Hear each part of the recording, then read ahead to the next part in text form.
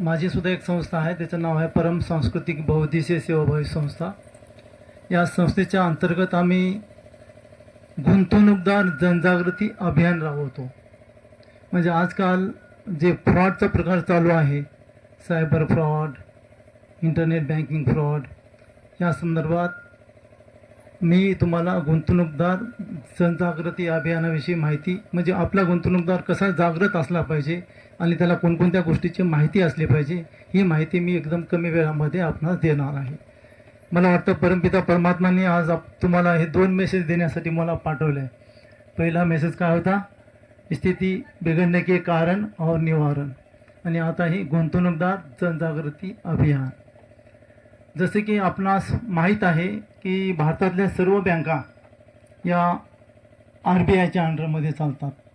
आपण reserve bank of India, त्याच्यामध्ये आपण अकाउंट काढू शकत नाही। सर्व भारतामध्ये जे प्रायव्हेट, कोऑपरेट, नॅशनलाइज सर्व बँकेचं त्या RBIच्या अंडरमध्ये चालतात। जसं रिअल इस्टेट हे रेराच्या अंडरमध्ये चालतं, तसं म्युच्युअल फंड हे जे चालतं ते सेबीच्या अंडरमध्ये चालतं। Security exchange board of India, SEBI ही गव्हर्नमेंटची बॉडी आहे, त्याच्या माध्यमातूनच हे शेअर मार्केट आणि म्युच्युअल फंड हे चालतं। आणि यामध्ये इन्व्हेस्ट करण्याच्या 3 पद्धती आहेत। 3 पद्धती म्हणजे एक आहे SIP। आज जिकडे तिकडे आपण पाहतोय SIP, जे तरुण वर्ग आहे त्याच्याकडे SIPच म्हणतोय, कारण आज ती वेळेची मागणी आहे। SIP म्हणजे सिस्टमॅटिक इन्व्हेस्टमेंट प्लॅन, जे की आपली रक्कम एका फंड मॅनेजरच्या थ्रू चांगल्या योग्य कंपनीमध्ये अथवा बँकेमध्ये इन्व्हेस्ट होते आणि त्याचा आपल्याला मोठ्या प्रमाणात लाभ होतो। आणि ही सर्व गव्हर्नमेंटच्या अंडरटेकिंग असते। हे दरमहा आपण 500 रुपयापासून पुढे कितीही इन्व्हेस्टमेंट करू शकतो, आणि यासाठी आपलं अकाउंट काढणं आवश्यक असतं। हे अकाउंट सध्या तरी मोफत आहे। आपलं अकाउंट गव्हर्नमेंटकडे जातं, गव्हर्नमेंट अप्रूव्ह केल्यानंतर बँकेकडे जातं, बँक अप्रूव्ह केल्यानंतरच आपण इन्व्हेस्ट करू शकतो, त्याशिवाय इन्व्हेस्ट करू शकत नाही। या SIP मध्ये कमीत कमी आपल्याला दर वार्षिक 12% ते 14% रिटर्न्स मिळतात।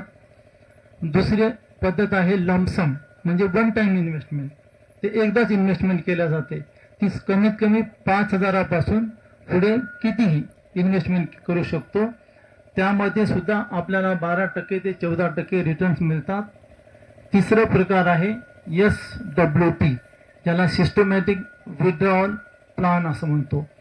ही खूप कमी लोकांना माहिती असते याविषयी। जे मोठे मोठे लोक आहेत ना, उद्योजक, बिझनेसमॅन किंवा बँकेचे मॅनेजर्स, याच लोकांना या गोष्टी माहीत असतात। हे मुंबई, पुणे, दिल्ली या ठिकाणी खूप जणांना ही परिचित आहे। नांदेडमध्ये बी आहे, परंतु खूप कमी जणांना परिचित आहे। जसं आपण बँकेमध्ये 1 लाख रुपये इन्व्हेस्टमेंट केलं, आता नॅशनलाइज 7% दर आहे, परंतु जेव्हा 1 वर्षानंतर आपण ती रक्कम घेतो तर आपल्याला TDS टॅक्स करून 6%च मिळते। म्हणजे 1 लाख इन्व्हेस्टमेंट केलं तर आपल्याला 1 वर्षानंतर 1 लाखाचे आपले 6,000 वाढून मिळतात, 1,06,000 वाढून मिळतात। परंतु हे पूर्वीच्या काळामध्ये ठीक होतं, जेव्हा आपले आईवडील होते ना इन्व्हेस्ट करायचे, त्यावेळेस ठीक होते, कारण FDवर त्यावेळेस आपल्याला 15%, 18% रिटर्न मिळायचं, त्यावेळेस ठीक होतं। परंतु आजच्या काळामध्ये हे बिलकुल ठीक नाही आहे। त्याचं कारण आहे की महागाई दर, जे पूर्वी महागाई दर 6%, 7% होतं, ते कोरोनाच्या नंतर महागाई दर कमीत कमी 10 ते 12% झालेला आहे। आज जर 1 लाखाची वस्तू काही असेल तर ते 1 वर्षामध्ये 1,12,000 रुपयाची होते।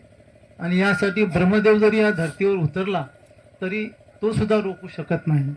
1 लाखाचे इकडे महागाई दराप्रमाणे 1,12,000 होते वस्तूची किंमत, आणि आपली 1 लाखाची रक्कम किती बनते? 1,06,000। म्हणजे आपण 1 लाखाला 6,000 रुपये मायनसमध्ये आहोत, प्लसमध्ये नाही। हे खूप कमी लोकांच्या लक्षात येतं। तर त्यासाठी आपण जागरूक असायला हवं की ही जर म्युच्युअल फंडमध्ये रक्कम गेली तर तुम्ही डायरेक्ट बँकेचे किंवा कंपनीचे डायरेक्ट पार्टनर होता। आता असं जर तुम्ही लाखो रुपये जर दिले तर पार्टनर होऊ शकत नाही, पण तुम्ही म्युच्युअल फंडच्या माध्यमातून तुम्ही डायरेक्ट पार्टनर होता। त्या कंपनीला किंवा बँकेला जो लाभ होतो, जेवढे असे पार्टनर बनले त्यांना तो डिवाइड करून दिला जातं, म्हणून आपल्याला जास्त बेनिफिट मिळतं।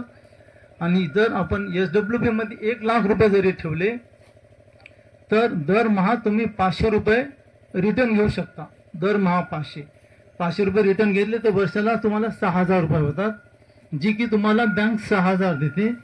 याच्यानंतर तुम्हाला या व्यतिरिक्त बँक काही देत नाही. तुम्ही 1 वर्षाच्या आतमध्ये जर ती रक्कम काढलात तर ते बँक तुम्हाला पैसे कट करून देते.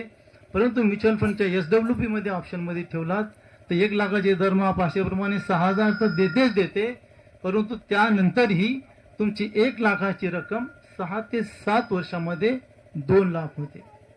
हे केवळ म्युच्युअल फंडच्या SWP मध्येच होते, अन्य ठिकाणी होत नाही. आणि ही तिन्ही ऑप्शन गव्हर्नमेंटच्या अंडरटेकिंग आहेत.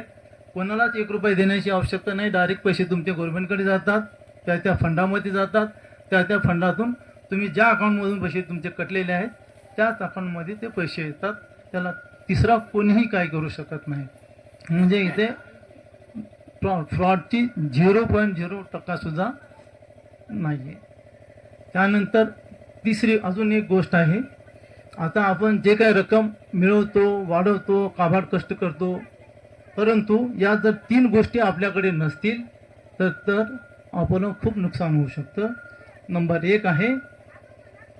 एक आहे हेल्थ पॉलिसी.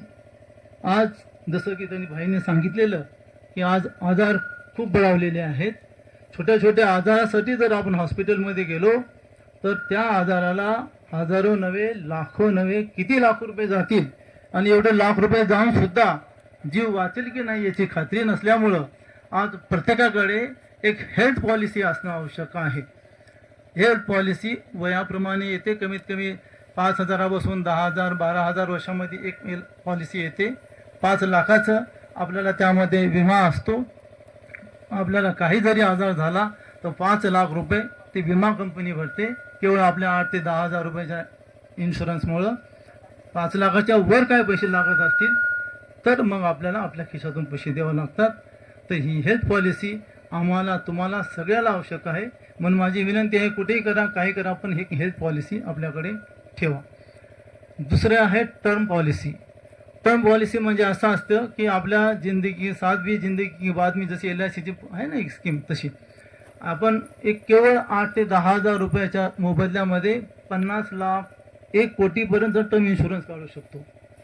जर आपल्या त्या काळामध्ये जर आपण दगावलो तर आपल्या परिवाराला, म्हणजे जो कोणी नॉमिनी असेल त्या नॉमिनीला 50 लाखाची रक्कम असेल तर 50 लाख रुपये मिळते. आपल्या नंतरही आपला परिवार सुखाने, आनंदाने, ऐश्वर्याने जगू शकतो त्या पैशाच्या मोबदल्यामध्ये. तिसरं आहे पर्सनल ॲक्सिडेंट पॉलिसी. आज पहा, कोण घरात पडतंय, कोण रस्त्यावर पडतंय, कोण टू व्हीलरमुळे ॲक्सिडेंट होतो, 4 व्हीलरमुळे होतोय, रेल्वेनं होते, विमानाने होतात ना ॲक्सिडेंट. जर केवळ 3,612 रुपयाच्या मोबदल्यात आपल्याला 10 लाखाचा इन्शुरन्स मिळतो. 3,612 रुपयाच्या मोबदल्यात जर आपण ही पॉलिसी घेतली तर आपल्याला 10 लाखाचा इन्शुरन्स त्या कंपनीच्या माध्यमातून होतो. आपला ॲक्सिडेंट झाला, आपण बेड रेस्ट जरी झालो तर बेड रेस्ट झालं तरी सुद्धा आपल्याला दर आठवड्याला 10,000 रुपये मिळतात. ही आहे पर्सनल ॲक्सिडेंट पॉलिसी, केवळ 3,612 रुपयाच्या वार्षिकच्या मोबदल्यामध्ये. असो, आता अधिक वेळ आपला घेणार नाही कारण खूप वेळ झालेला आहे. मला वाटलं कोणी झोपलेलं नाही आहे. ही बहिणीची किमया आहे, बाबाची किमया आहे. धन्यवाद. परत एक बहिणीचे आभार मानतो आणि आपण सुद्धा शांतपणे ऐकून घेतला, आपले सुद्धा आभार मानतो.